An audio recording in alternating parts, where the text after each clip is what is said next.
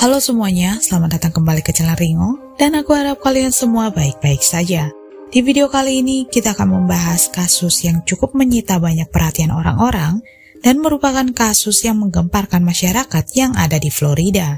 Terry King adalah seorang ayah yang cukup ketat, yang mencoba menjadi orang tua yang baik bagi kedua anak laki-lakinya.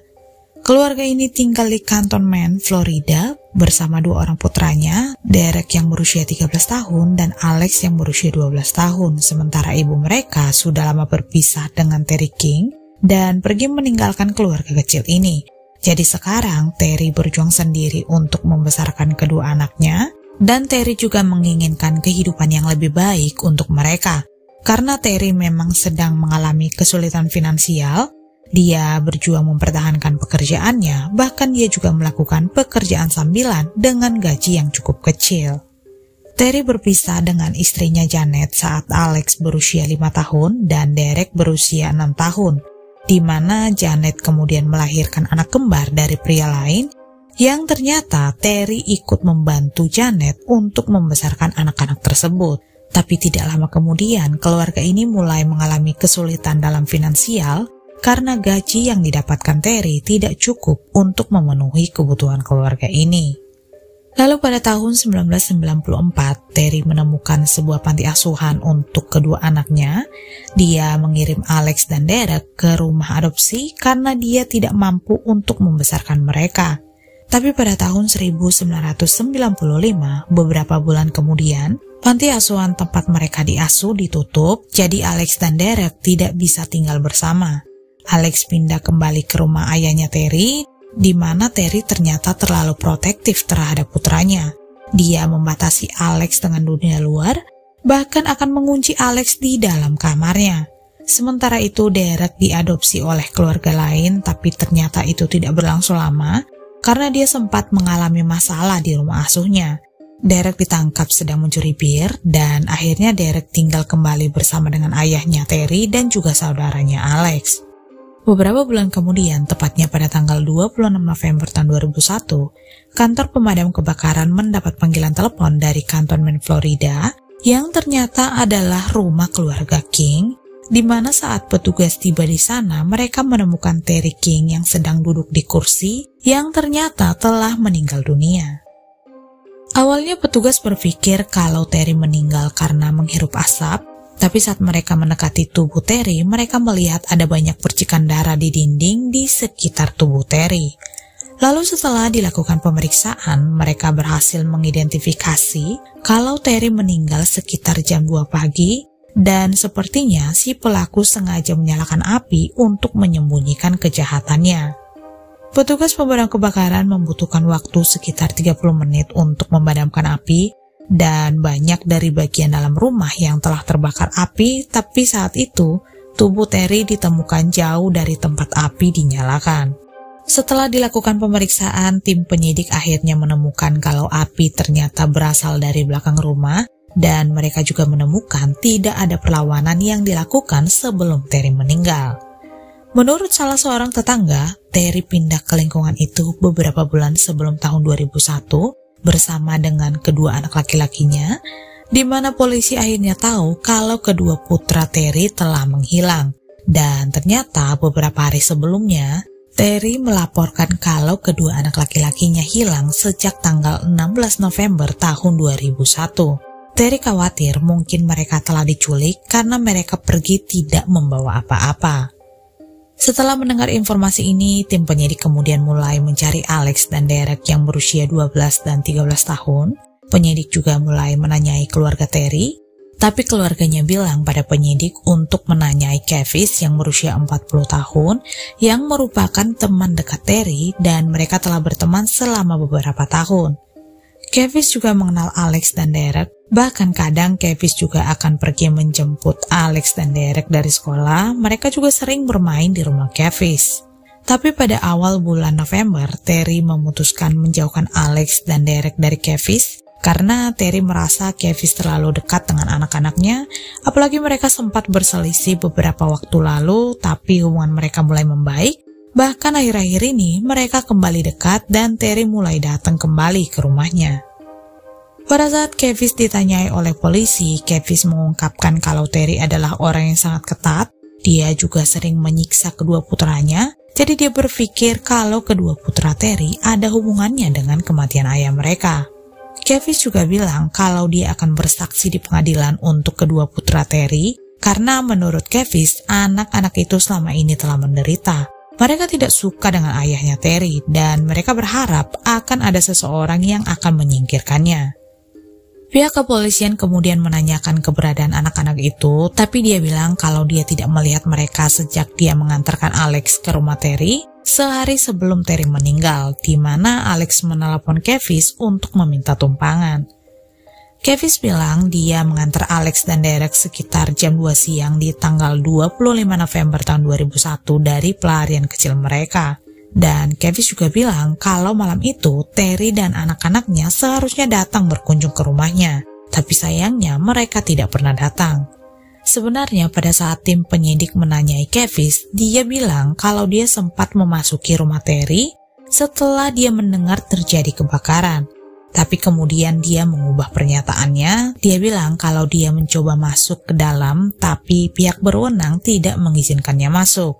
Dan pada saat Kevin menelepon pemadam kebakaran, karena memang Kevin lah yang pertama kali melihat kebakaran tersebut, dalam panggilan telepon dia bilang kalau dia telah melihat tubuh Terry sendiri. Jadi sangat jelas kalau Kevin sangat mencurigakan. Sehari setelah Terry meninggal, Alex dan Derek akhirnya menyerahkan diri atas saran Kevin. Kevin bilang kalau seorang wanita yang tidak dikenal telah menelponnya dan meminta dia untuk menjemput Alex dan Derek. Dia bilang dia menemukan mereka di daerah Santa Rosa yang ternyata jaraknya tidak jauh dari rumah mereka. Menurut pengakuan anak-anak Terry pada Kevin, Derek telah memukuli ayahnya dengan tongkat baseball setelah Terry atau ayah mereka melempar Alex ke lantai. Sementara itu keluarga Terry justru tidak percaya kalau mereka berdua mampu melakukan hal itu. Mantan istri Terry, Janet, juga bilang selama 8 tahun dia bersama dengan Terry, dia bilang kalau Terry adalah orang yang baik, dia bukan orang yang kasar secara fisik, dan Janet juga mengklaim kalau Terry sangat menyayangi kedua anaknya. Tim penyidik kemudian meninjau kembali laporan hilangnya Alex dan Derek pada tanggal 16 November tahun 2001. Terry bilang kalau dia mengantar kedua putranya ke sekolah pagi itu, kemudian dia menemukan bahwa mereka hilang pada hari itu juga. Lalu keesokan harinya, tanggal 17 November tahun 2001, Terry telah menerima panggilan telepon dari Derek yang memberitahunya bahwa dia dan Alex tahu kalau dia mencari mereka. Alex juga memberitahu ayahnya kalau mereka tidak akan pulang lagi. 2 hari kemudian, Terry pergi ke sekolah. Dia menarik atau mengurus kepindahan kedua putranya karena dia sempat berpikir kalau putranya mungkin saja melarikan diri ke Kentucky, tempat di mana ibu mereka tinggal. Tapi Terry masih tetap melanjutkan laporan mengenai hilangnya kedua putranya. Terry kemudian menelpon Janet untuk memastikan kecurigaannya tersebut, tapi sayangnya mereka tidak pernah datang ke sana. Bahkan Janet ternyata berencana untuk pindah kembali ke Florida. Lalu pada tanggal 22 November tahun 2001, Terry menelpon sebuah kantor koran lokal dan mengeluh bahwa meskipun dia telah melaporkan anak-anaknya ke kantor polisi, tapi kepolisian tidak melakukan apa-apa untuk menemukan mereka. 2 hari setelah itu, setelah dia menelpon kantor koran lokal, tepatnya pada tanggal 24 November tahun 2001, Derek ditemukan oleh pihak kepolisian dan dia dikembalikan ke rumah ayahnya.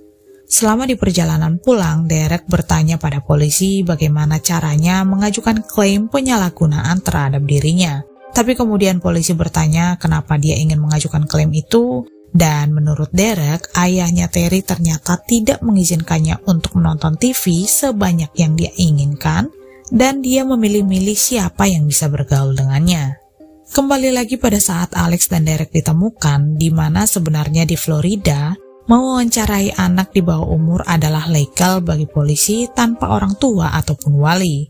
Jadi Derek dan Alex akhirnya dibawa untuk diinterogasi terpisah di kantor Sheriff Sanderson. Pada saat Derek diinterogasi, dia mengklaim bahwa dia harus melindungi saudaranya Alex dari kekejaman ayah mereka. Tapi saat ditanyai contoh kekejaman apa yang telah dilakukan Terry, Derek tidak bisa memberikan penjelasan. Dia hanya mengklaim kalau Terry biasa menatap mereka, bahkan melempar Alex. Tapi setelah diperiksa tidak ada memar atau bukti memar atau apapun yang menunjukkan adanya kekerasan, dan Alex juga tidak mengatakan hal itu telah terjadi kepadanya. Tidak hanya itu saja, Derek juga bilang kalau dia marah pada ayahnya, jadi mereka menunggu Terry tertidur, lalu memukul kepalanya dengan menggunakan tongkat baseball sebanyak 10 kali, dan melemparkan korek api ke dalam kamar tidur utama. Derek dan Alex keluar rumah lewat pintu belakang karena pintu depan digembok. Mereka berlari ke jalan di mana mereka meminta tumpangan dengan seorang pria tidak dikenal. Derek juga mengklaim kalau mereka tinggal di hutan selama pelarian mereka. Kemudian pada tanggal 27 November tahun 2001, Alex berjalan ke sebuah toko di mana dia bertemu dengan Kevis. Jadi Kevis mengantar mereka ke kantor polisi. Polisi lalu menginterogasi Alex dan menanyai tentang kematian ayahnya Terry, di mana cerita Alex sangat mirip dengan apa yang diceritakan Derek. Alex bilang kalau itu adalah idenya, dia bahkan menjelaskan bagaimana gambaran dan suara yang dikeluarkan ayahnya saat dia sekarat. Pada saat interogasi berlangsung, ada satu hal yang aneh di mana Alex bilang kalau Terry bukanlah ayah kandungnya. Dia bilang kalau Kevis lah yang memberitahunya kalau dia bukan putra kandung Terry. Jadi tim penyidik berpikir kalau pernyataan Kevis telah dibuat untuk meracuni pikiran Alex. Setelah selesai diinterogasi, Alex dan Derek ditangkap. Mereka didakwa untuk tuduhan pembunuhan tingkat pertama yang kemungkinan menjadi hukuman penjara seumur hidup di Florida, bahkan untuk seorang remaja. Karena memang di Florida orang-orang memperlakukan remaja sebagai orang dewasa. Bahkan mengirim mereka untuk mendapat hukuman penjara seumur hidup tanpa adanya harapan untuk rehabilitasi. Alex dan Derek menjadi tersangka pembunuhan termuda dalam sejarah Florida. Kasus ini kemudian dibawa ke pengadilan dan sebelum diadili, hakim menjatuhkan dakwaan. Usia terdakwa tidak dipermasalahkan, jadi Alex dan Derek didakwa sebagai orang dewasa.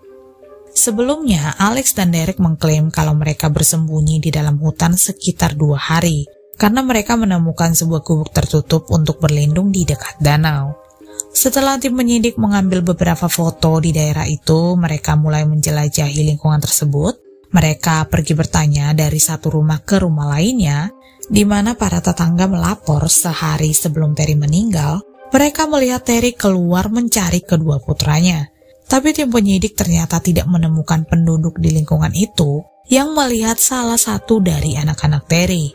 Cerita Alex dan Derek sebenarnya agak sulit dipercaya karena mereka bilang mereka tinggal di hutan selama 2 hari. Padahal saat itu Florida, tepatnya di bulan November, cuacanya sangat dingin dan tidak ada air atau apapun untuk dimakan. Sementara itu, ahli forensik yang melakukan otopsi pada Terry menyatakan kalau Terry mengalami trauma besar di kepalanya, termasuk patah tulang tengkorak, pendarahan, ada luka di wajahnya, dan hasil otopsi menyimpulkan kalau Terry meninggal karena luka benda tumpul di kepala. Tim penyidik juga mewawancarai Kevin Bailey, pemilik rumah yang ditinggali Terry. Bailey bilang kalau dia telah mengenal Terry lebih dari 5 tahun, dan Terry benar-benar menjaga rumahnya dengan baik, termasuk anak-anaknya. Bailey juga bilang kalau terakhir dia berbicara dengan Terry pada tanggal 21 November tahun 2001, di mana Terry mengatakan kalau dia memiliki masalah disiplin dengan Derek setelah dia pindah bersamanya. Sementara Alex menjadi pendiam dan kurang ceria setelah Derek pindah ke rumah bersama mereka. Terry menceritakan bagaimana dia telah menghubungi kepolisian setelah kedua anaknya melarikan diri, tapi mereka tidak benar-benar membantu. Dia juga bilang kalau seseorang telah memberi tumpangan untuk kedua putranya, di mana mereka mengaku bersembunyi ketika mereka melarikan diri. Tim penyidik mulai menanyai Bailey apakah dia mengenal Kevis, dan Bailey bilang kalau Terry tidak pernah membicarakan masalah di rumah sampai Derek kembali tinggal bersama mereka. Yang dia tahu, Terry banyak menghabiskan waktu dengan Alex. Dia tidak pernah melihat Terry kehilangan kesabaran dengan salah satu anaknya. Terry hanya mengatakan kalau dia kadang-kadang harus meninggikan suaranya pada kedua putranya. Tim penyidik memutuskan untuk kembali memeriksa TKP. Mereka akhirnya menemukan buku harian yang ditulis oleh Alex, di mana di dalam buku itu tim penyidik menemukan surat cinta Alex dan Kevis yang menyatakan mereka saling mencintai, dan surat itu ditandatangani oleh mereka berdua. Temuan ini tentu saja membuat penyidik sangat terkejut, jadi mereka mulai menyelidiki latar belakang Kevin, dan ternyata Ricky Martin Kevin yang saat berusia 23 tahun pernah dihukum karena melakukan tindakan tidak senonoh terhadap anak di bawah umur, tepatnya pada tahun 1984, dan dia telah dijatuhi hukuman 6 bulan penjara. Mereka ingat bahwa Kevin pertama kali memberitahu mereka bahwa ada seorang wanita tidak dikenal telah menelponnya pada tanggal 27 November tahun 2001 dan memberitahunya di mana dia bisa menjemput Alex dan Derek. Tapi beberapa saat kemudian dia memberitahu penyidik kalau dia telah bertemu dengan mereka di sebuah toko serba ada.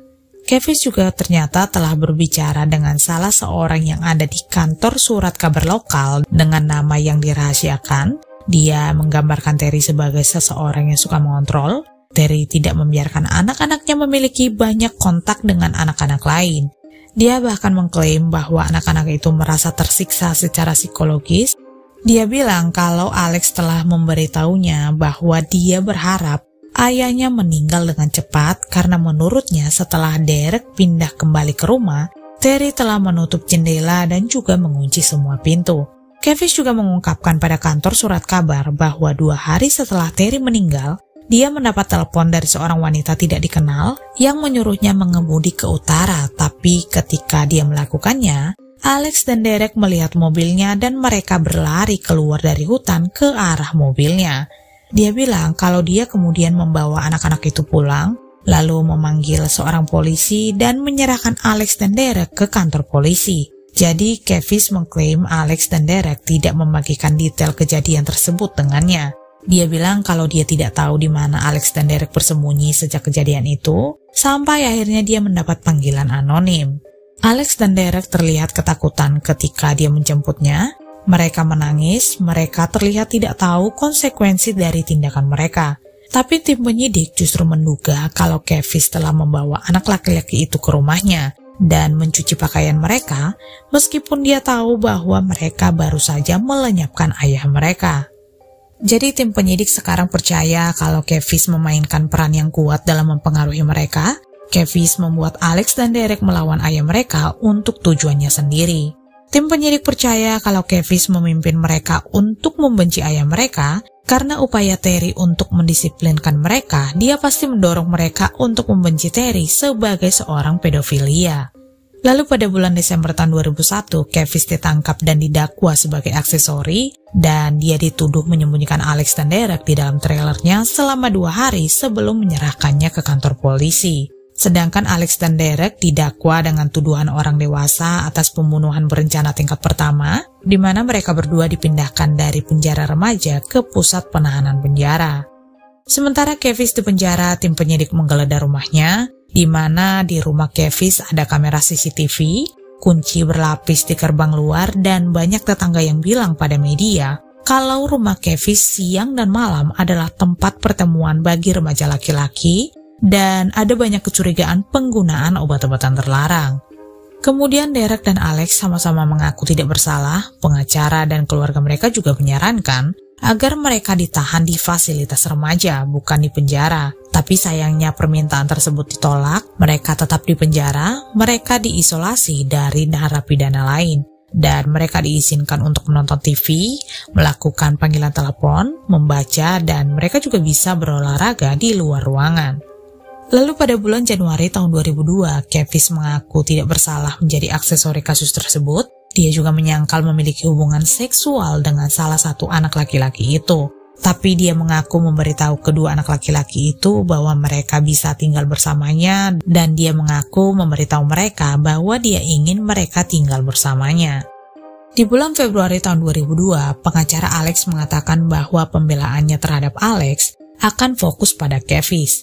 Dia bilang kalau Kevin berada di rumah pada malam kejadian tersebut. Padahal sebelumnya Kevin telah memberitahu tim penyidik bahwa dia telah mengemudi ke rumah Terry malam itu. Dan pengacara Alex benar-benar percaya bahwa ada keterlibatan seksual antara Alex yang berusia 12 tahun dan juga Kevin. Pengacara Alex juga berpikir kalau penyelidikan itu memiliki beberapa masalah. Dia bilang bahwa Kevin adalah teman dekat Terry dan kedua anak laki-laki itu mungkin tidak jujur dalam mewawancara mereka karena berada di ruang interogasi. Persidangan kemudian dimulai tanggal 26 Agustus tahun 2002, di mana sidang kali ini untuk mendengarkan bukti terhadap Kevin tentang kemungkinan keterlibatannya dalam kematian Terry. Alex dan Derek bersaksi dan Kevin kemudian didakwa atas tuduhan pembunuhan tingkat pertama, pembakaran, tindakan tidak senonoh terhadap anak berusia 12 tahun ke atas, termasuk merusak barang bukti. Persidangan kali ini Alex dan Derek bersaksi di persidangan Kevin, tapi hanya satu dari antara mereka yang diizinkan masuk ke ruang sidang. Dan saat itu Alex bersaksi kalau sebenarnya bukan Derek atau dirinya sendiri yang melenyapkan ayah mereka, melainkan Kevin.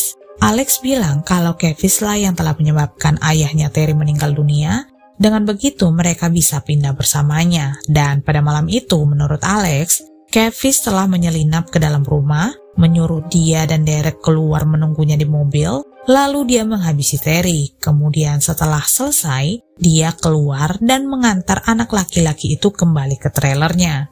Kemudian Derek juga ikut bersaksi dengan cerita yang sama. Kedua anak laki-laki itu mengklaim bahwa mereka hanya mengaku menghabisi ayah mereka untuk melindungi Kevin. Mereka mengungkapkan kalau Kevin telah memberitahu mereka karena mereka masih di bawah umur, mereka akan lolos begitu saja, jadi mereka hanya perlu mengaku dan kemudian mereka semua bisa hidup bahagia selamanya. Alex dan Derek memberitahu polisi bahwa tongkat baseball telah ditinggalkan di tempat tidur di dalam kamar di mana api telah dimulai. Pengacara Alex kemudian mengungkapkan kepada juri dalam pernyataan pembukaan bahwa Kevin telah memberitahu Alex untuk membuka kunci pintu belakang rumahnya sebelum mereka tidur pada malam itu. Dia bilang bahwa Kevin masuk ke rumah dini hari setelah Terry dan anak laki-lakinya pulang dari mengunjungi teman Terry. Kevin juga memberitahu Alex bahwa dia adalah gay dan Alex memberitahu para juri bahwa Kevin telah mengatakan padanya bahwa normal bagi pria dan anak laki-laki untuk berciuman. Dia juga bilang kalau dia telah tidur di ranjang Kevin saat mereka melarikan diri dari rumah. Kevin bahkan membiarkan mereka berdua bermain video game, menonton TV kapanpun mereka mau, memberi mereka obat-obatan terlarang, dan juga merokok. Lalu pada tanggal 6 November tahun 2002, juri di pengadilan mengumumkan Alex dan Derek dinyatakan bersalah atas pembunuhan tingkat 2. Mereka terhindar dari hukuman penjara seumur hidup, masing-masing dari mereka dipenjara 30 tahun untuk pembakaran dan 20 tahun untuk pembunuhan tingkat 2. Tidak lama kemudian, tepatnya pada tanggal 14 November tahun 2002, para pengacara telah mencapai kesepakatan tentang Alex dan Derek melalui mediasi. Kedua anak laki-laki itu setuju untuk mengaku bersalah atas pengurangan tuduhan pembunuhan tingkat 3 dan pembakaran, yang artinya mereka melakukannya secara tidak sengaja, yang biasanya terjadi ketika kejahatan lain sedang dilakukan. Jadi Derek dijatuhi 8 tahun penjara dan Alex diberikan 7 tahun penjara. Keduanya akan memenuhi syarat untuk dibebaskan lebih awal setelah 85% dari hukuman mereka. Sementara Kevin dinyatakan tidak bersalah atas tindakan tidak senonoh, penculikan, dan itu pada dasarnya karena anak laki-laki telah kehilangan kredibilitas mereka. Kevin justru dinyatakan bersalah atas tuduhan pemenjaraan palsu dan dia diberikan hukuman penjara selama 5 tahun untuk itu. Dia juga diadili karena terlibat dengan meninggalnya Terry dan juga telah merusak barang bukti. Dia dinyatakan bersalah atas kedua pelanggaran ini, jadi dia dijatuhi hukuman penjara selama 30 tahun, ditambah 5 tahun lagi karena telah merusak barang bukti. Dan di bawah hukum Florida, dia harus menjalani 85% dari hukumannya sebelum dia memenuhi syarat untuk pembebasan bersyarat. Kemudian Alex akhirnya dibebaskan dari penjara pada bulan April tahun 2008, tapi dengan masa percobaan berlanjut pada tahun 2012 karena upaya melarikan diri sebelumnya yang pernah dia lakukan. Sementara Derek dibebaskan pada tanggal 7 Maret tahun 2009. Anyway, terima kasih banyak telah menonton video ini dan kalian juga bisa memberikan opini kalian di kolom komentar dan sampai jumpa di video selanjutnya.